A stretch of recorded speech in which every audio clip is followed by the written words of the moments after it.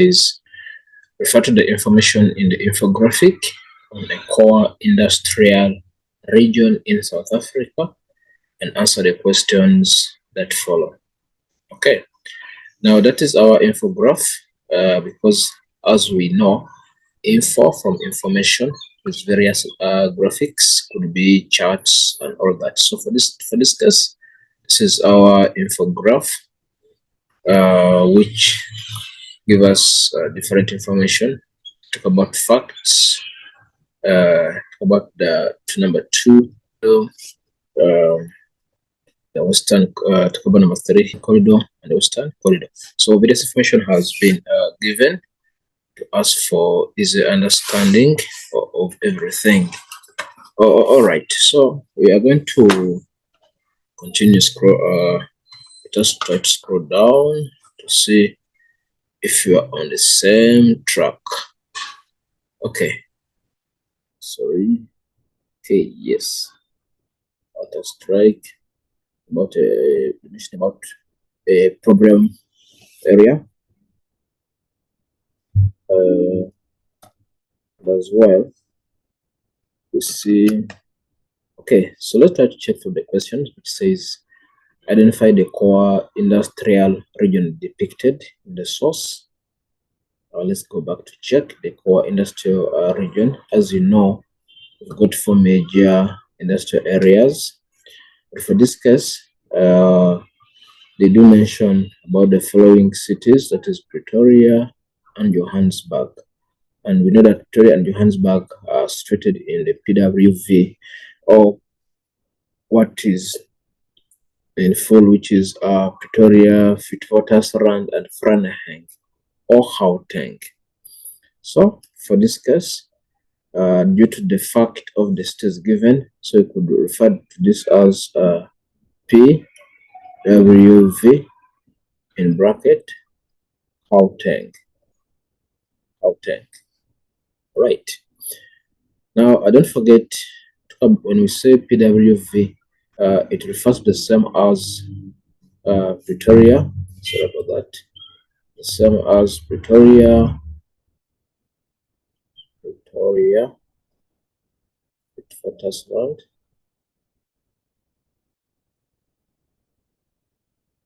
Witwatersrand, Vereeniging, Witwatersrand, Vereeniging. That is it. For in case if the question comes and they would want you to write PWV in full. All right, let's proceed to the next question. 2.4.2, which says name 2 main industrial activities from the infographic located in this core industrial region. Now, don't forget, this question is being specific. They are asking us to refer to the infographic, to the infograph, to identify the main industrial activities. This one is kind of asking which type of industries are situated in that core industrial region. Let's go back to our infograph to try to check some information quickly. If we go to number 1, which says the central corridor is anchored around the city of Johannesburg as the hub of financial services, ICT, and pharmaceutical industries. So to talk about ICT is as well the pharmaceutical industries. I think we've identified 2 there. If you go to number 2, let's try to check out number 2. Something given for us. It's anchored around Swane as the administrative capital of the city and the hub of automotive sector. It's about automotive sector as well. Number 3, let's check out number 3. Logistics and transport. Okay. The number 4.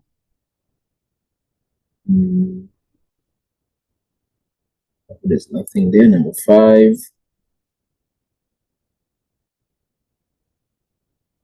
All right, so it means that our focus, we're gonna look at point 1 and as well point 2 and point 3. Then we can identify the ICT and pharmaceutical industries or automotive industries, as well logistic and transport manufacturing industries as our answers for number 2. So we're going to say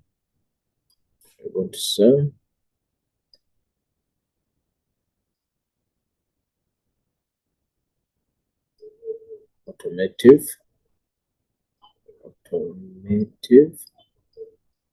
so they deal with cars, automotive, about pharmaceuticals industry, dealing with making of drugs like Panadol, etc. And as well, they talk about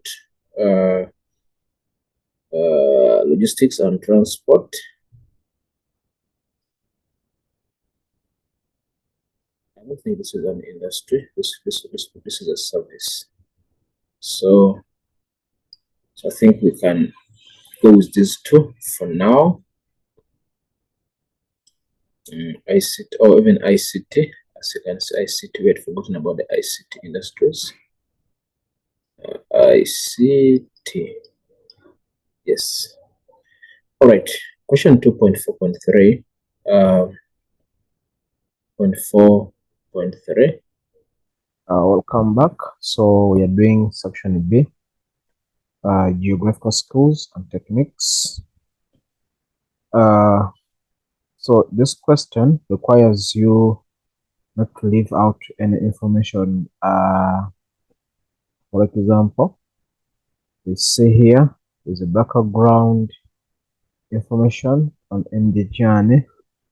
You check this map of South Africa, showing us different provinces. They can see the Western Cape, the Northern Cape, Eastern Cape.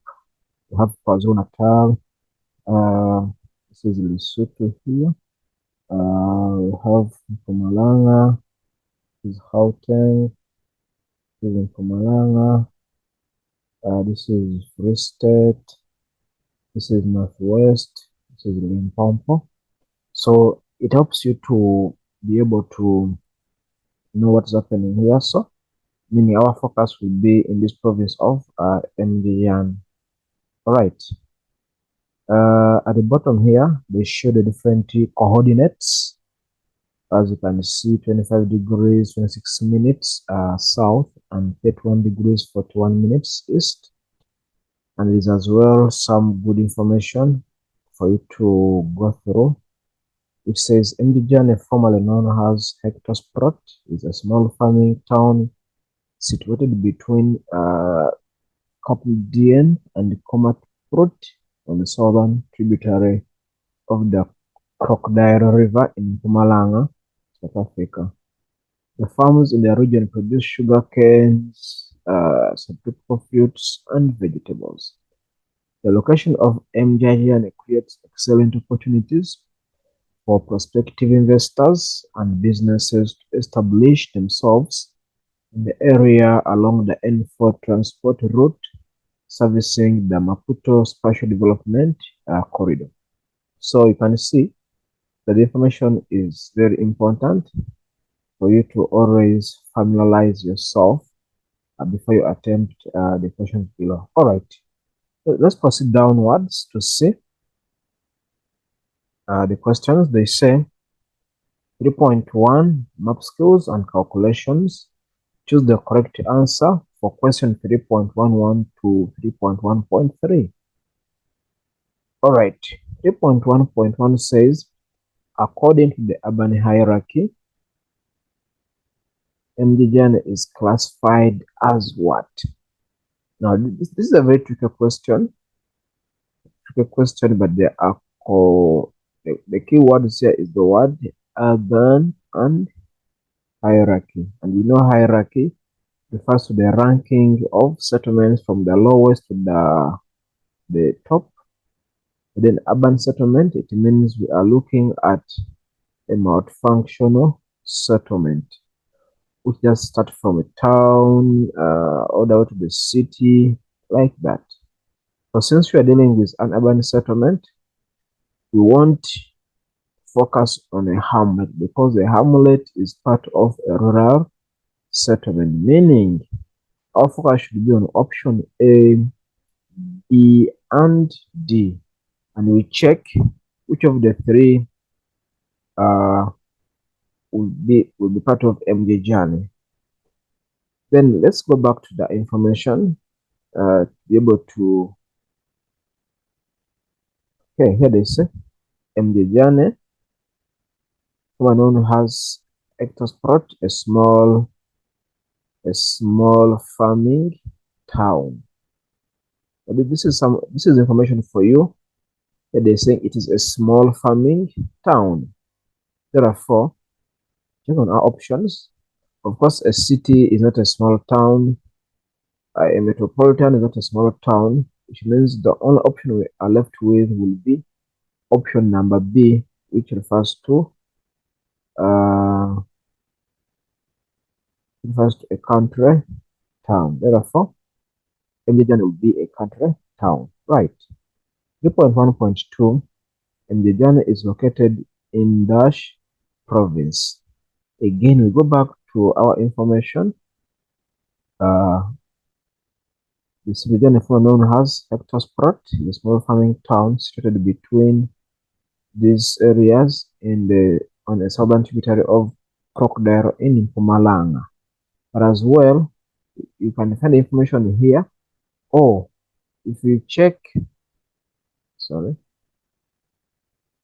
on our map once again, like I mentioned before, it shows the different provinces, and you can see this is our MJ journey here, and this is Mpumalanga province. Okay, which means that our answer is going to be option number C, which is Mpumalanga. 3.1.3, the farms in the region of Mjini produces mainly. Let's go back to our information to find out what is being produced in Mjini. All right.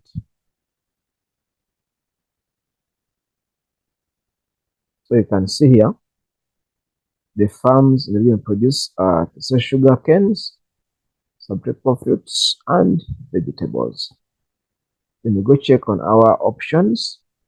They said the sugar canes, subtropical, and vegetables, which makes option D the correct answer, which says all of the above are being produced in MJJ, and that's why we say this one is correct, this one is correct, and as well this one is also correct, which makes option D the correct answer. Okay, let's proceed. Refer to spot height 274 in block A1 and spot height 271 block B3 on the topographic map. Okay, they're saying we're going to the topographic map. Let's check our topographic map here. With our topographic map, I need to reduce the size so that you can easily see it. All right, this is our map.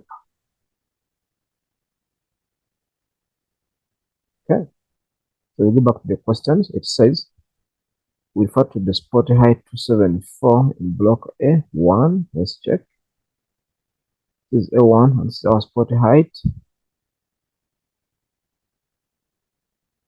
Our spot height 274 in block A1 and spot height 271 in block B3. This is B1, B2, B3. 271 and B3. All right. So they're saying, the question says, in which year was the map constructed? All right. In which year was the map constructed? It means we go back to our topographic map, and in most cases, with such a question, we can check where we usually find while drawing or while calculating the magnetic declination, because it will tell us in which year this map was constructed. Okay, so as you can see here,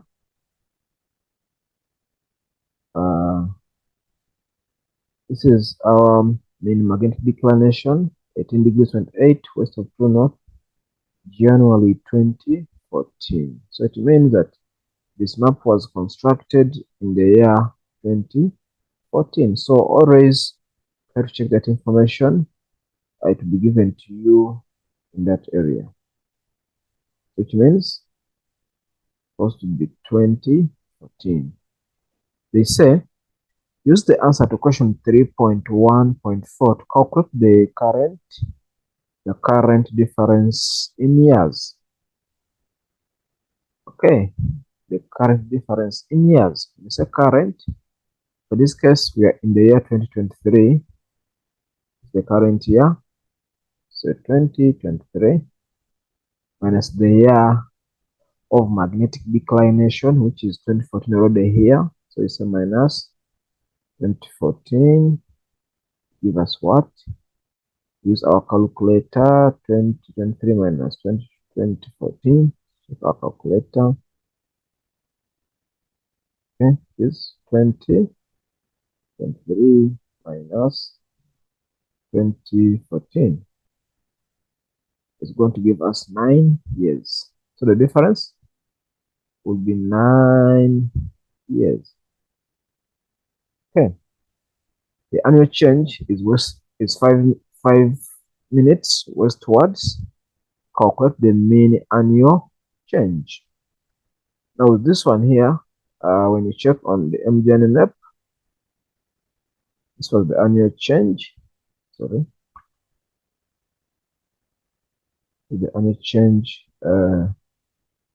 which is 5 minutes westwards. So you can see that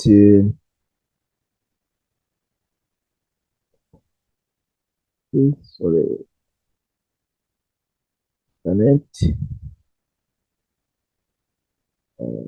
okay. All right, we're back about that. So you go back to our question, mean annual change. So with mean annual change, you take the annual change, which is 5 minutes, and we multiply it with the years, or the difference in years, which is 5, and we say 5 times 9. Take our calculator once again.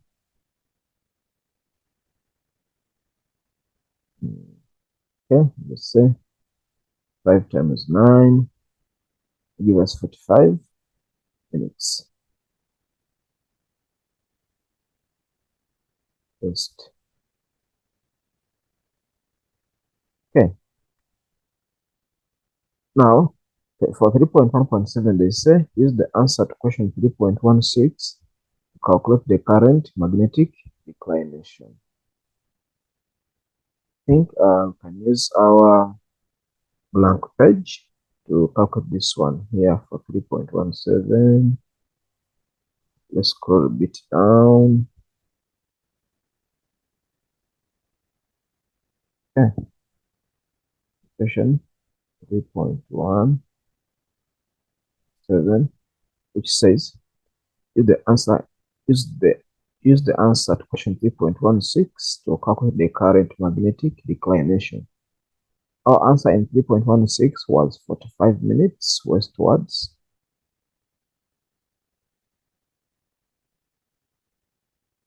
Minutes. Okay. So we need to calculate the current magnetic declination. With this one, we're going to add the answer, or add the annual change plus the declination for 2014. Sorry about that. The declination for 2014 is given to you on the map. You can see mean magnetic declination. It was 18 degrees 28 minutes west of true north in 2014. So this one we need to take to calculate the current declination.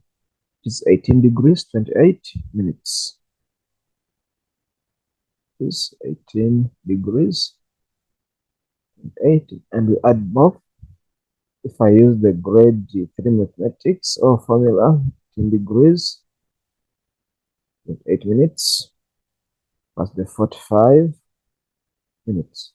So you make sure that the minutes are put on one side while adding them together. So you can see about these minutes on the other side, and as well these minutes on this. So the minutes are on the same side. Then you can add, which is 8 plus 5, 8, give us 13. 13, which is 3, 4, 5, 6, 7. Give us 73 minutes, 18 degrees. But as well, you know, we don't have minutes that are 73. Most cases, our minutes go up to 60. Up to 60. So we don't have minutes that are 73. Therefore, we need to convert these minutes. What we do, you can do and say, because we know that in each minute there are 60 seconds. So we're going to say 23 minus 60 to give us what? 13 minutes. So whenever you use a 60, on top we put a degree in bracket, because we know in each degree there are 60 minutes, right? So this is the sum of 60 minus 73, give us 13, which is the same as 1 degree, 13 minutes. So this now replaces the 73 minutes, right? Meaning, now this is what we got, 1 degree, 13 minutes. To prove that you are correct, you can say 1 degree is equivalent to 60 minutes. And as well, we bring this 30 minutes here. When you add both, you're going to get the 73 minutes. Okay, so our focus is on this here, which we've converted. Now you take this degree and you add it with the degree here, so plus 1. Then the minutes, you're going to bring them on this other side, right? This is our 13 minutes.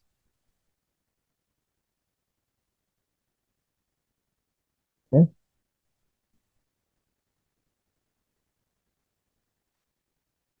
which now will give us 18 plus 1 give us 19 degrees and 13 minutes west of true north as our answer for question 3.1.7. Okay, so our answer we got here, it is 19 degrees 13 minutes. Degrees 13 minutes west of true north. All right, so we proceed to question 3.1.8, which says calculate the true bearing of spot height 271 block B3 from spot height 274. Okay, so we go back to our map.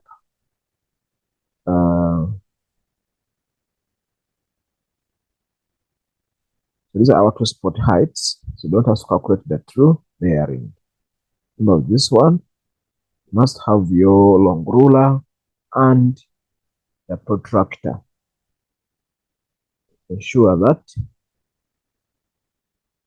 you get the correct measurements. So let's go back to the question once again. They say, calculate the true bearing of spot height 271.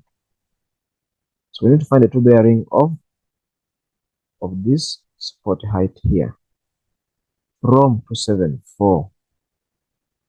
From spot height 274. This way the form is very crucial because it will enable you to know where to draw your north-south line on which you always going to place your protractor. So our point of observation will be spot height 274. Alright, so what you do for this case, you draw a long north-south line across the spot height. So our spot height here. And as well, we join the 2 points, the straight line, that's spot height. So this is our true north, meaning we're going to measure clockwise from the true north until where you meet this line. But as we know, this is 90 degrees here. It'll be like 15 here, it could be like 115, 120, just estimating. But if you have a protractor, you're going to place it along this point like this. To the sense protractor, place it there. Then the center part of the protractor, let me make it more clear now. So you place your protractor.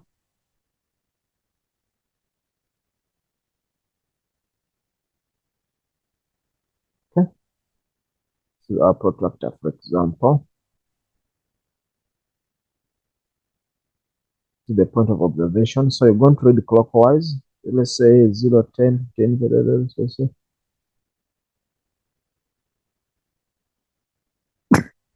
excuse me. Okay, so you read clockwise from this point up to this line. So whatever you get in clockwise, that will be the true bearing. So since we're not accurate, we're just going to estimate and we say, let's just say 15 degrees as our true bearing. Okay.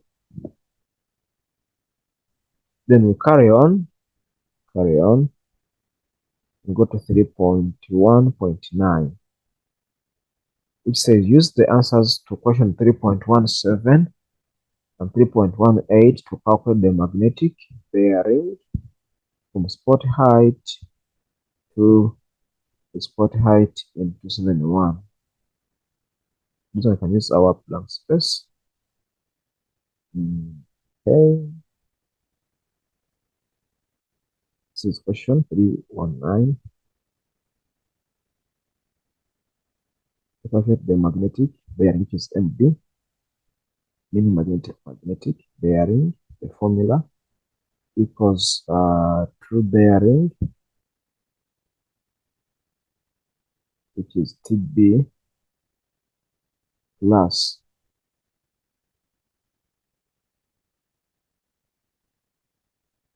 magnetic plus magnetic declination,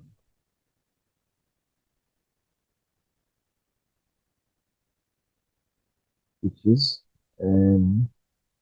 So meaning the formula will be magnetic bearing equals TB plus MD. But where do we got the answers?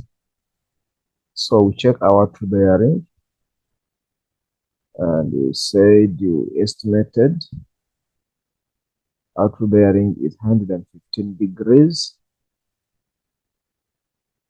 So say 115 degrees plus the magnetic declination,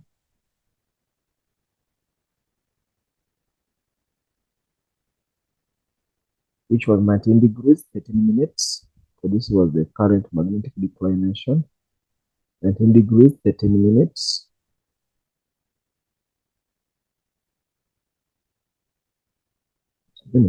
Therefore, we add the two to get the current magnetic bearing, which would be 19 degrees, 13 minutes plus 115 degrees. So with the magnetic bearing, we make sure that the degrees are added on the side of the degrees and the minutes on the side of the minutes.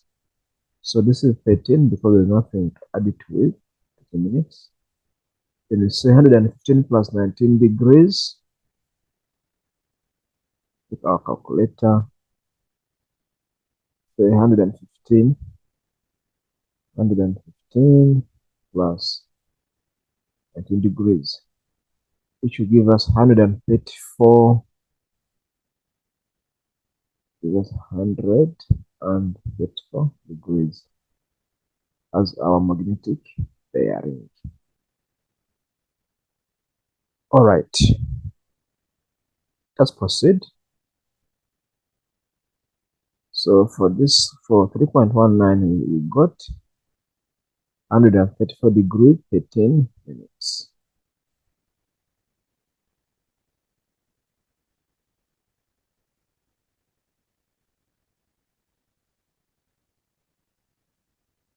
That's our answer. Okay. Let's proceed to question 3.2, which is about map interpretation. And they say, refer to the farming area, hectares plot, citrus estates, block D1 of the topographic map. The topographic map. Okay, let's go to block D1. We look to hectares plot, citrus fruits, block D1. The map is a bit more clearer.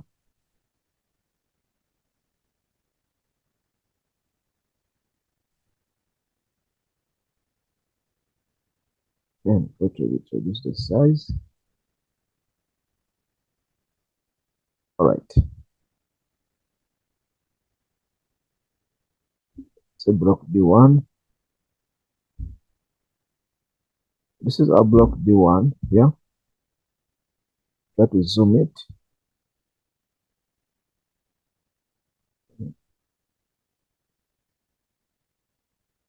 There you can see this is our farm here. It was spread as citrus estates, which means it is a commercial farm, because we know commercial farms are always given name. Okay. So question 3.2.1, what is the purpose of the straight rows of trees on the hectares spread citrus estates? The purpose of the straight rows of trees. Let's check again. So these are the rows of trees here. Rows of trees.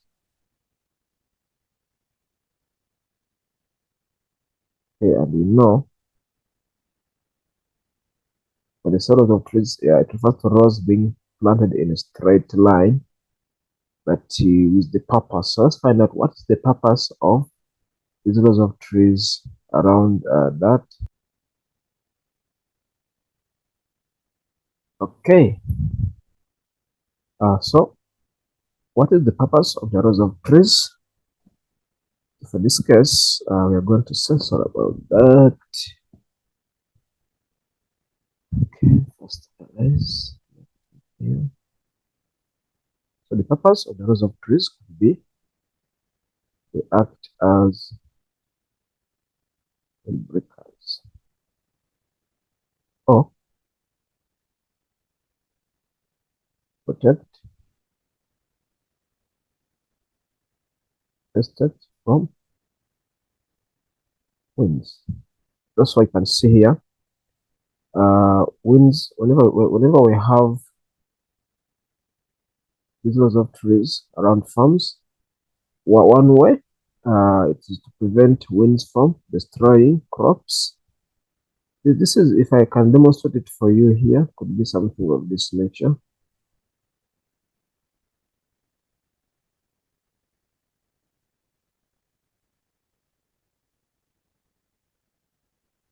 For example, these are the trees here.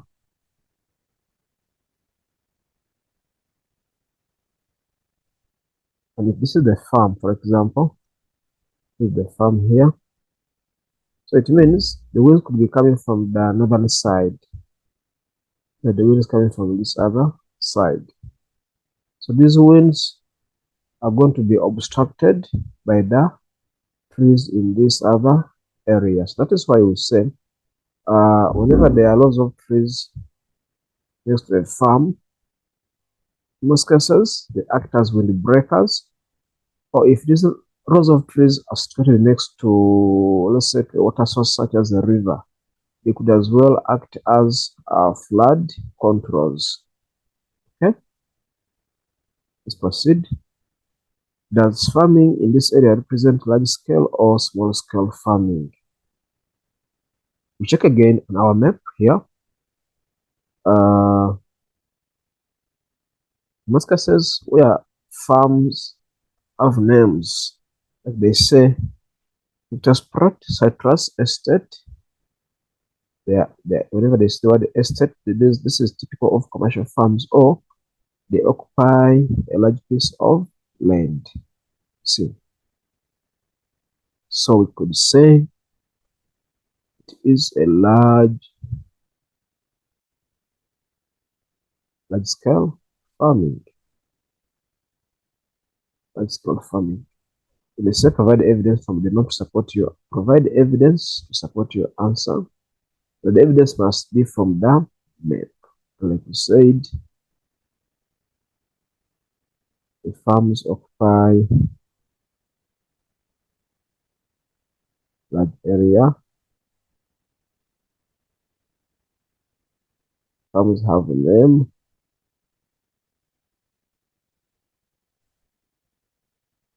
Like we said, that's a name. What else? You can see they occupy a large area. They have a name here. And as well can say it is close to transport, you see. Because they are very close to transport routes. You can see this, there's a road here.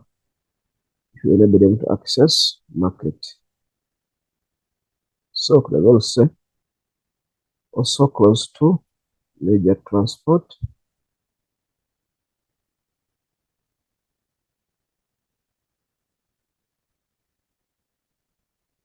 Close to major transport. So this is evidence to prove that the farming there, it is done on a large scale. And we know large scale farming is always going to be a commercial farming. All right. Let us proceed to question where they say refer to the N4 highway that runs from the east to the west on the topographical map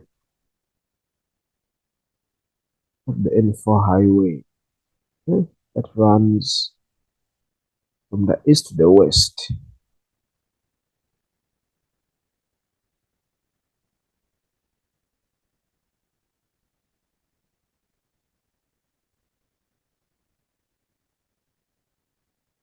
So this is how N4 can see it's running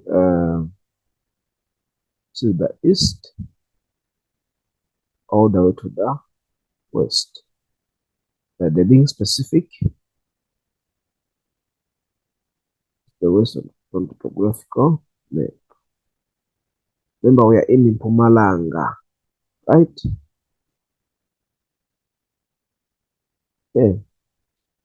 So 3 to 4 Identify the SDI that developed along the N4 highway.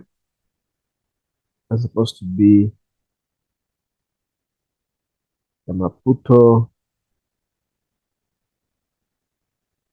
Development Corridor. But for the year 2023, we are not examining the Maputo corridor, so they will examine other SDIs. Okay, let's try to answer. So 3.2.5, give evidence from the topographic map that the SDI mentioned stimulates infrastructure development in Mjane.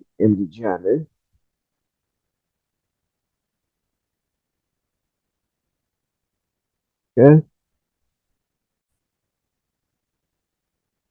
so let's go back to the topographic map to check to show that there is development. Or you can see, say, try to zoom this one. It will be clear. I'm trying to show here roads under construction, and as well the other side. So show roads under construction, okay, which is an evidence. If there is infrastructure development. So if you say roads under construction. Okay, so discuss how the development in 3 to 4 would have resulted in economic growth in Mjane. Discuss how the development, so that means we are looking at the roads. So discuss how the development of the roads could have resulted in economic growth in Mjane. So for 3 to 6, let's use our blank page here. 6, so we could say, firstly, creation of job opportunities.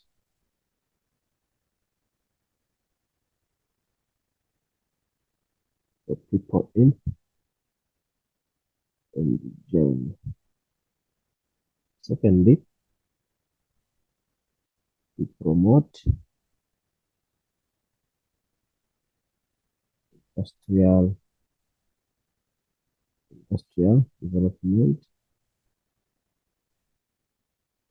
due to the fact that transport has been improved. As well, we say promote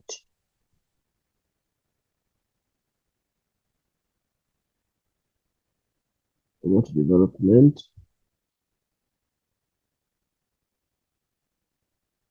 of other businesses,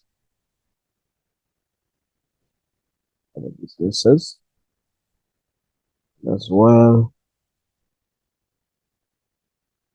to promote tourism in the area,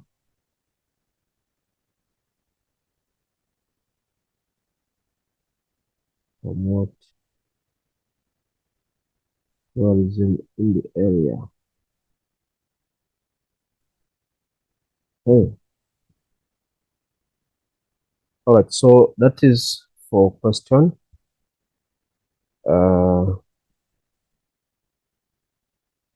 Showing how the development could have resulted in economic growth in Mjane. Okay, let's proceed to question.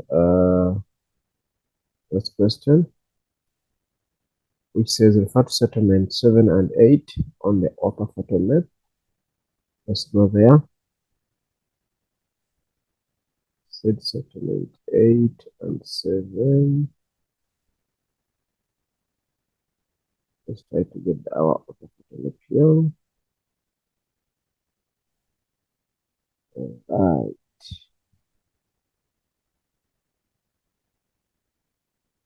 Settlement 8 and 7. Good. As you can see, I try to what just happened now? Do that. Straight to okay, back here. Right. This is settlement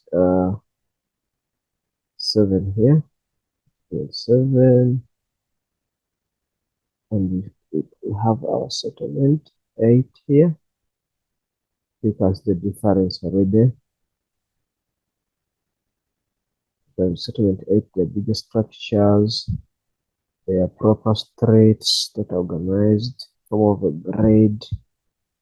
There are a lot of green belts within the area. But if you go to settlement 7, you can see there are small structures, congested, not proper, something like roads. Right. So, back to our questions. Which of the settlement 7 or 8 is considered an informal settlement? Informal. Because with informal, we know that these settlements are not permanent. In most cases, they are temporary, made of temporary structures or materials, and sometimes people invade land where they build such settlements. Right. Let's go see. Of course, like I mentioned, if you look at settlement 7, small, or they are micro structures, you see, no proper planning, no proper roads. But if we check settlement 8, you can see that this is planned.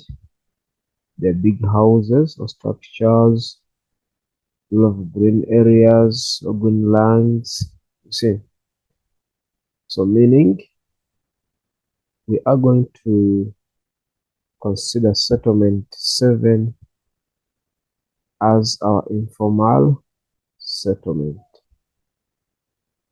Okay. Provide evidence from the map to support your answer for 3 to 8. So you could say no proper roads,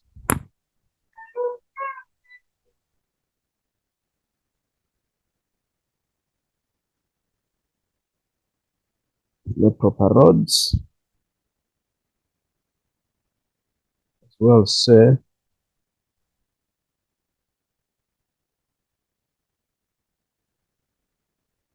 clustered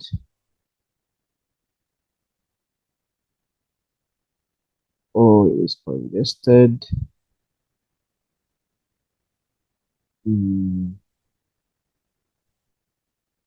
As well say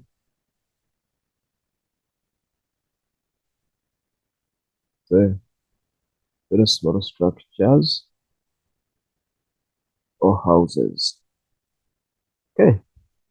2 to 9, where would most of the residents of the informal settlement be employed? Like we mentioned, there were constructions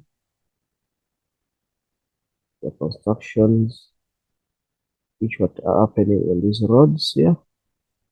This what means that they could be employed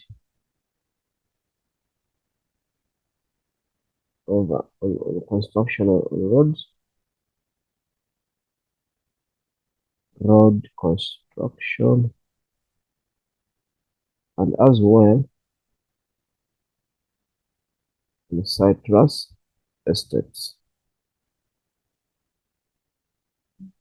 Right. Let's proceed to the next question. Talks about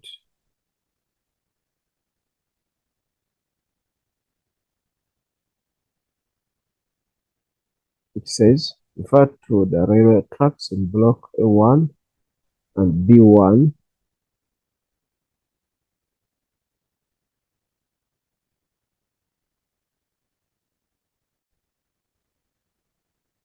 So question 3.3.1 says data integration is the combination of different types of data and data layers of a specific area for the purpose of decision making. List two data layers that an engineer will consider before planning the route that the railway tracks will follow. So this side, we're going to look at blocks A1 and blocks B1. Okay, so let's check our map. Blocks A1 and blocks B1 and the upper bottom left. A1 and B1. Let's go there. This is A1. This is B1. Data integration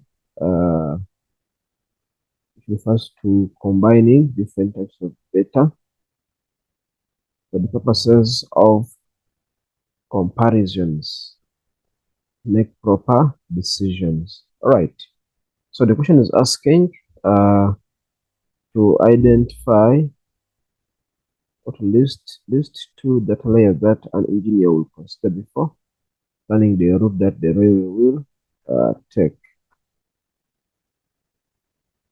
Okay.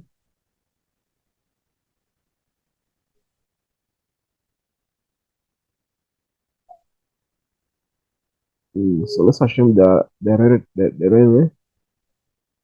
Okay. Before that, we can as well go and compare with the topographic map and check where this map was taken. So we always focus on this given area. So this is where the orthographic map was extracted. But you can see the rail line which is going through. This is our station here. Go to that other area. So mean that our focus is within this particular area, because the topographic map makes it much more easier to identify the different data layers that were used.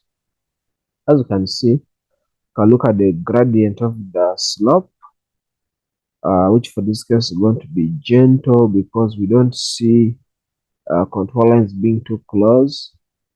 And as well, they could consider the type of rocks and as well the drainage of the area. So those could assist in sorry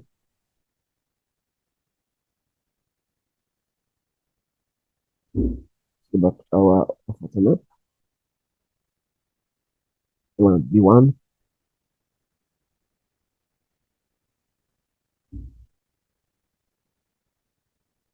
So could give the rock type, because if the rocks are strong enough, they can be able to allow the easier construction.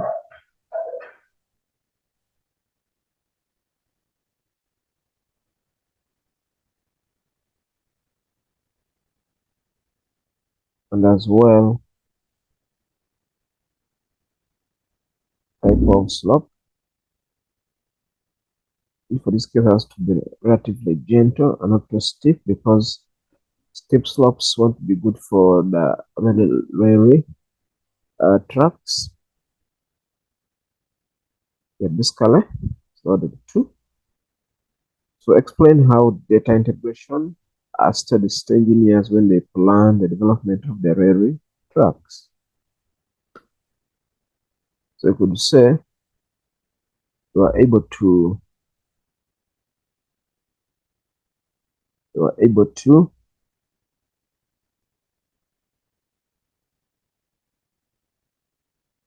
identify the rock types, and as well could say able to analyze data through comparing, able to analyze data,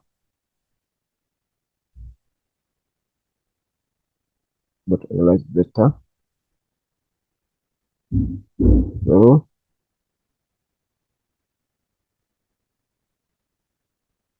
making comparisons.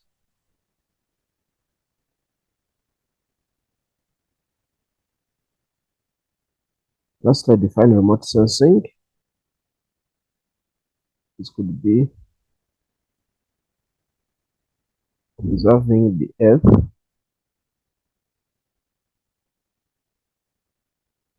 or collect data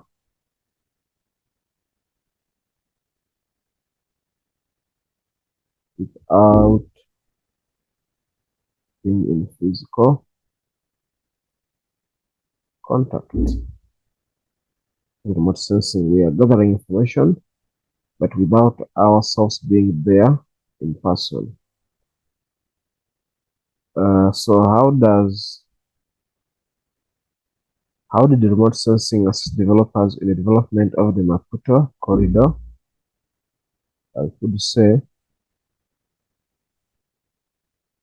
they were able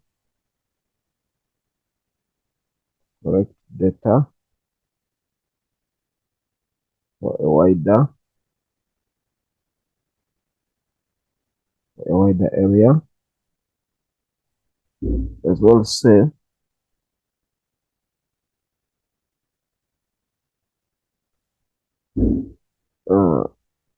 but collect data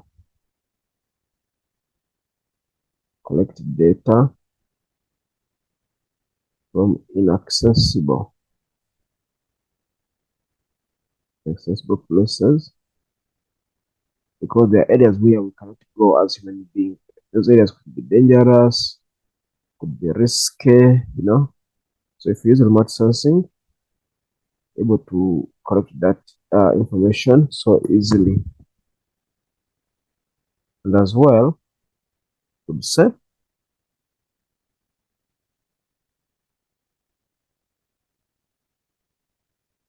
assist to receive